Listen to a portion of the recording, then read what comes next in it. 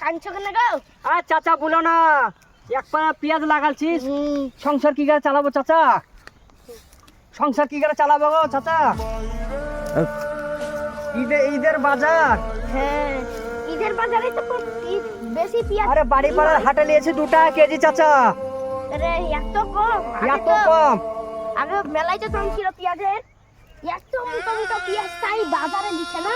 বাজারে নিবে না চাচা। কি মোটা মোটা পেঁয়াজ হে। আমি ফোন করে বললো, এবার একজন ফোন করে বললো চাচা 5 টাকা কেজি দাম। সেখানে শুনছি পেঁয়াজে ধুয়ে এসছে, বলছে 2 টাকা কেজি। চাচা পেঁয়াজ তাহলে কি করবো চাচা আমি? তাই এত মোটা মোটা পেঁয়াজ দিচ্ছে না কেন ওরা? তাহলে এবার কি করবো? দেখো চাচা, দেখো কত মোটা মোটা পেঁয়াজ, দেখো চাচা। তাই দুটা ভুই, আমাকে মানে 10,000 টাকা লাগবে খরচা। মুনিশ হ্যাঁ, পেঁয়াজটা ভালোই ফলন আছে।